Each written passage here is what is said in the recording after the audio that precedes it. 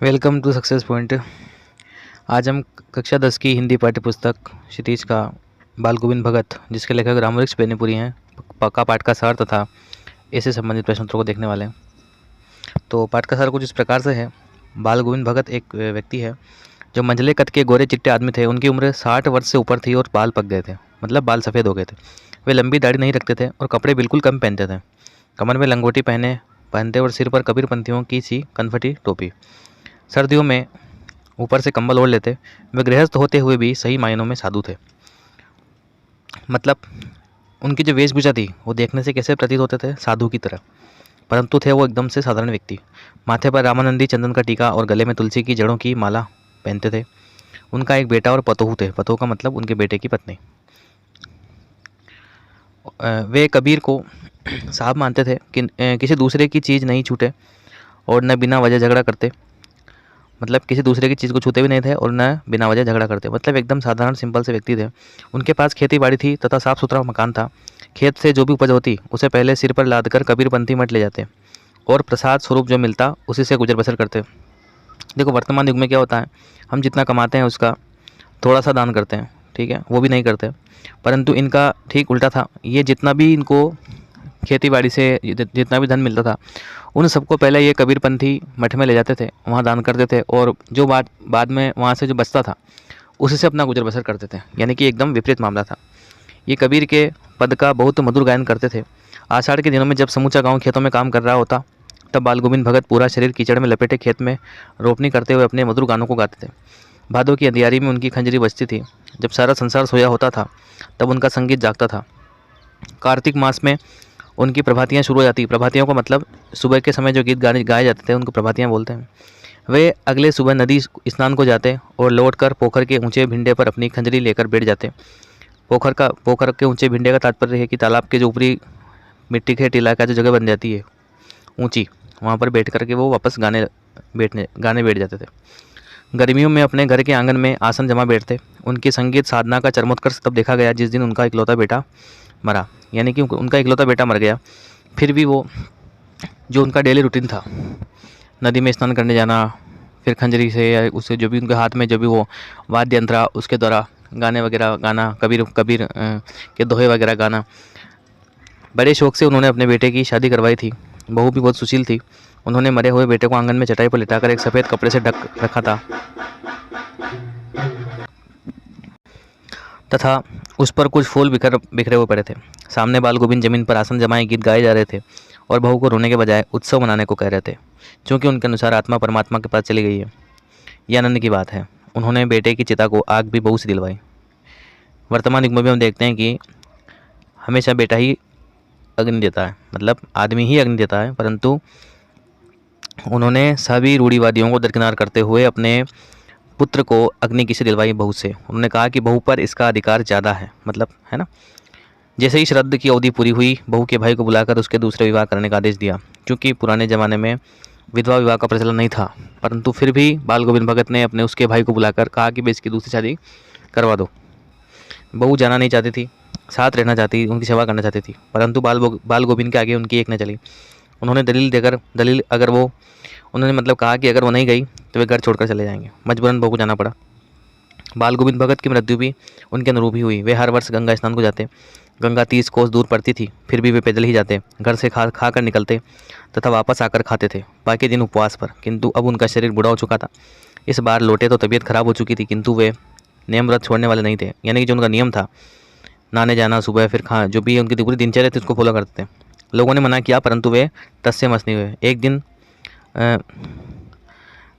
संध्या में गाना गाया, परंतु भोर में यानी कि सुबह किसी ने गीत नहीं सुना। जाकर देखा तो पता चला बाल गोविंद भगत नहीं रहे। तो इस प्रकार से बाल गोविंद भगत बिल्कुल सीधे व्यक्तित्व के धनी थे। इनके पूरे चरित्र का वर्णन इस पाठ में किया गया है। तो लेखक का जो परिचय है, रामवृक्ष बेनीपुरी का जन्म बिहार के मुजफ्फरपुर जिले के बेनीपुर गांव में सन 1889 में हुआ था।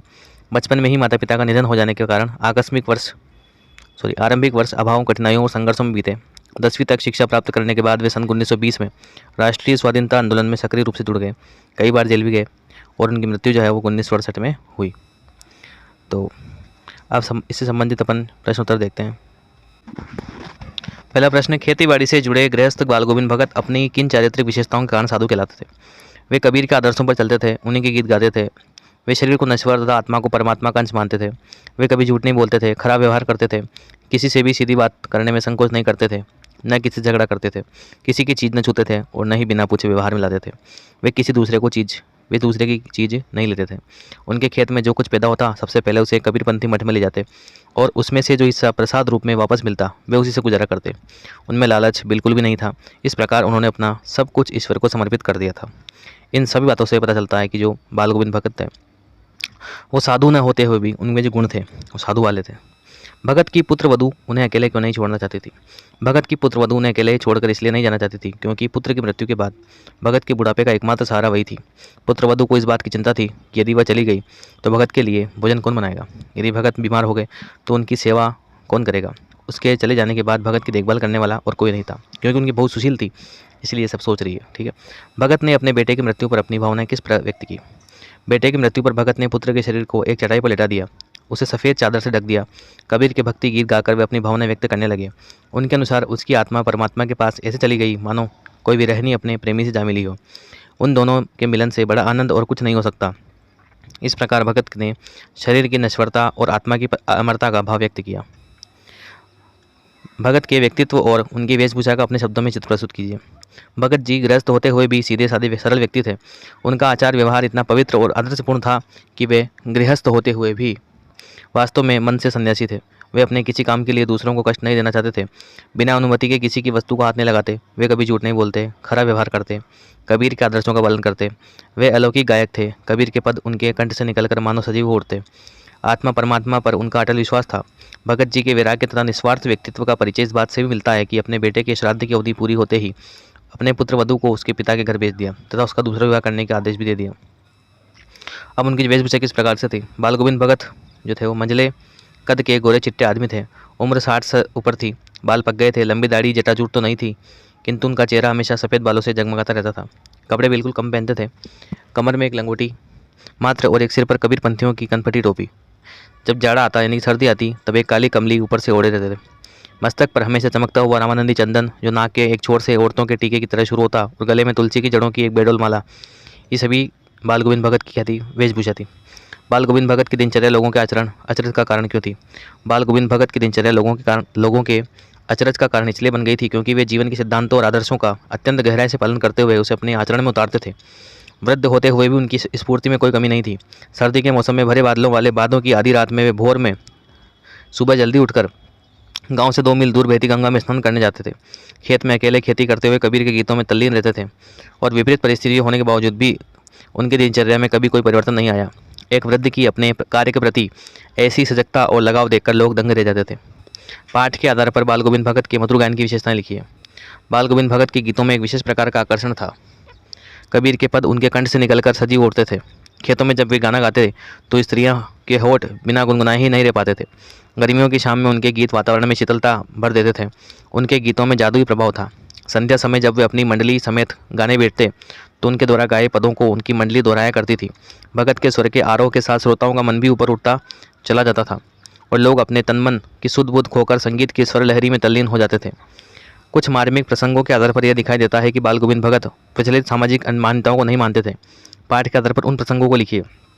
यानी कि पाठ में ऐसी कौन सी बातें आई हैं जिनके आधार पर पता चलता है कि जो बाल गोविंद भगत थे वो रूढ़िवादी परंपराओं के खिलाफ थे। तो बाल गोविंद भगत के पुत्र की मृत्यु जब हो गई थी किंतु उन्होंने सामाजिक परंपराओं के अनुरूप अपने पुत्र का क्रियाक्रम नहीं किया। बेटे की मृत्यु के समय सामान्य लोगों की तरह शोक करने की बजाय भगत ने उनकी शैया के समक्ष गीत गाकर उत्सव मनाया। बेटे के क्रियाक्रम में भी उन्होंने सामाजिक रीति रिवाजों की परवाह न करते हुए अपनी पुत्र वधू से ही दाह संस्कार करवाया। समाज में विधवा विवाह का प्रचलन न होने के बावजूद उन्होंने अपनी पुत्र वधू के भाई को बुलाकर उसकी दूसरी शादी करने को कहा। अन्य साधुओं की तरह भिक्षा मांगकर खाने के विरोधी थे। ठीक है, तो इन सब बातों से पता चलता है कि वह सामाजिक मान्यताओं को नहीं मानते थे। ठीक है, प्रश्न अगला। धान की रोपाई के समय समूचे माहौल को भगत की स्वर लहरियाँ किस तरह चमत्कृत कर देती थी?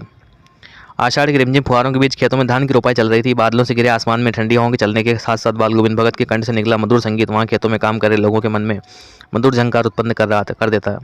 स्वर के आरोह के साथ एक एक शब्द जैसे स्वर्ग की ओर भेजा जा रहा हो। उनकी मधुर वाणी को सुनते ही लोग झूमने लगते थे। स्त्रियां स्वयं को रोक नहीं पाती थी और अपने आप उनके होठ काँप कर गुनगुनाने लगते थे।